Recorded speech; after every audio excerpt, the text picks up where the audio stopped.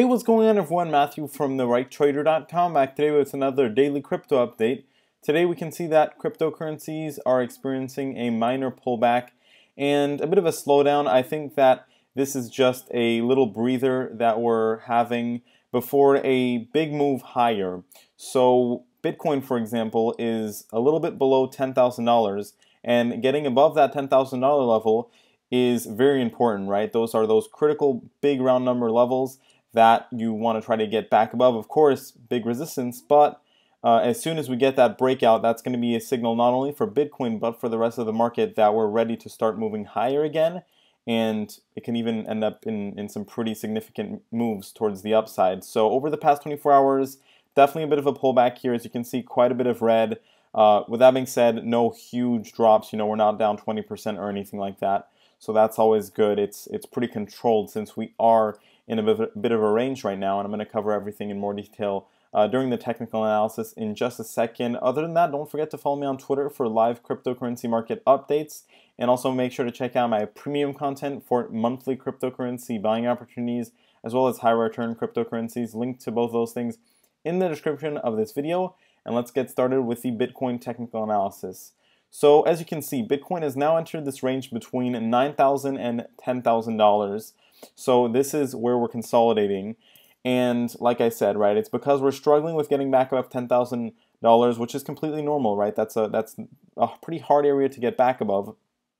But as soon as we're able to do that, which I think we fully will be able to, that's going to leave us a pretty big path to start moving pretty quickly towards, you know, that $12,000 level, and we just have one more resistance there. After that, we'll pretty much be climbing towards $20,000, basically back to our previous all-time highs.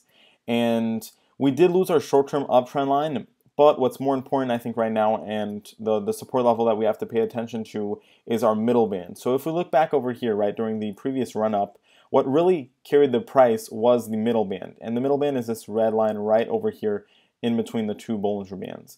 So as you can see, we're still above that. That's still uptrending. No real concerns there. Should also point out that the indicators have definitely slowed down. They're flattening out basically, and that's probably going to happen with the Bollinger Bands and the indicators, which will probably lead to a little bit more consolidation, but it's normal, right? We're putting in a base before we're ready to move higher. That's always what has to happen, right? That's what happened over here where we bottomed out. We put in that base that allowed us to start, you know, building upon and moving higher, and this is the same thing, right? It's just a little bit of a breather during our road to moving back up higher. And like I said, getting above $10,000 is going to be significant. That's a big round number breakout, and usually, you know, when we break above those big round numbers, that leads us to usually getting to the next big resistance level. So for example, right, when you get above $10, the next stop is $50. When you get above $100, the next stop is $500. So for Bitcoin here, getting back above $10,000 would normally mean that our next stop is $50,000, and that's not going to happen overnight, right? That could take 2, 3, 4 years to get to that $15,000 level. But if we zoom out a bit and look at the bigger picture, normally that's where we should be heading after reconfirming that we're able to move back above $10,000, right? Because we got a first attempt of that previously, pulled back. That's completely normal, right? We need to you usually retest those breakout levels, and that's what happened with that $10,000 mark. But now it looks like we're going to get that second attempt, and that should really allow us to, you know, complete this move more thoroughly. Now let's go ahead and take a look at Ethereum next, see what's been going on. So we're going to take a look. Ethereum right now made its way, you know, almost to above $800. We did pull back from there. I do actually think, yeah, we went a little bit above $800. We pulled back to our breakout area at around $764. That's where we're bouncing off right now. And we could see a little bit more of a pullback, I think, to our uptrend line, or even at worst, I'd say, to the $700 level. We'd probably get a bounce with the middle band there. So those things are possible, but indicators still holding up pretty well. They are weakening a bit, nothing major though.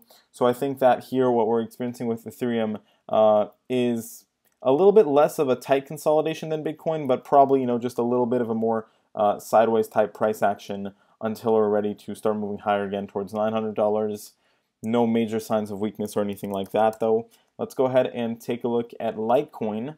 So Litecoin in an interesting situation right now. We're in this channel here, uptrending channel, this little triangle between these two red trend lines, and I think we may actually break out of that towards the downside, so move a little bit more towards our Bollinger Band, then start a consolidation between $145 and $165.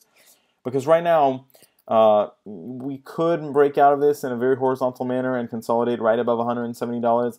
I think it'd be a little bit healthier if we just moved a little bit lower to there, but either way, we're probably just going to consolidate, around where we are now, possibly a little bit of a drop, like I said, and then we should be ready to start moving higher towards $200 pretty shortly, right? I think that this consolidation here, not only for Litecoin, but for other cryptocurrencies like Bitcoin and the rest, probably going to last anywhere from 1 to 3 weeks. On the faster side of things, I'd say a week and a half, maybe 2 weeks, and if it's going to take a little bit longer, probably around 3 more weeks. So we're still holding up well on the indicators, and like I said, the good thing with this is that there's no major signs of weakness. Now, if we take a look at Nano, we're moving a little bit lower in our range here. We're moving back towards 90,000 Satoshis.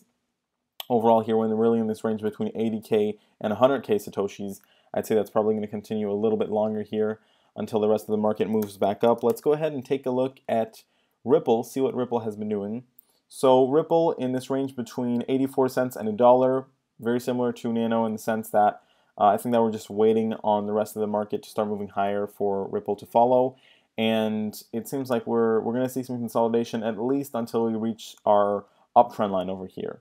So let's go ahead and take a look at NEO, see what's been going on, and let's see what's happening with NEO. So right now NEO is pulling back towards its middle band. We can see a little bit of a contraction of the Bollinger Bands towards the price. So I'd say very likely going to see some consolidation between $75 and $85 here.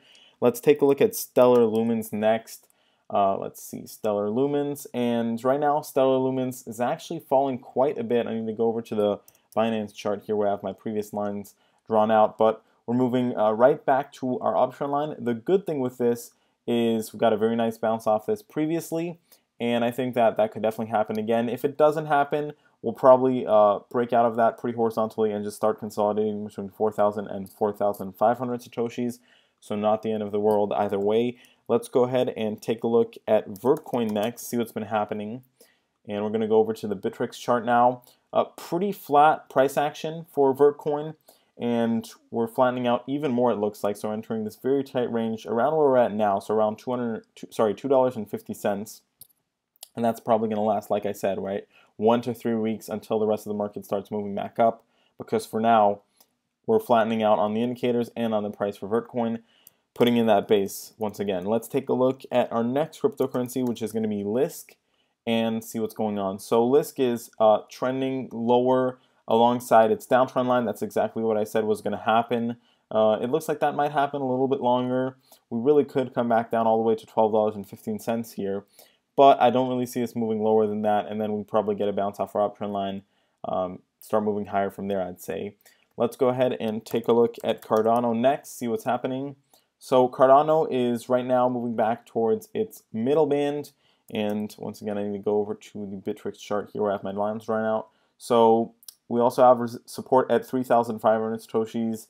Are we going to drop lower than that? It is possible, right? I'd say the bigger range here is between 3,000 and 4,000 Satoshis, so that's split into at that 3,500 level, or we could either consolidate on the upper side of this range or on the lower side.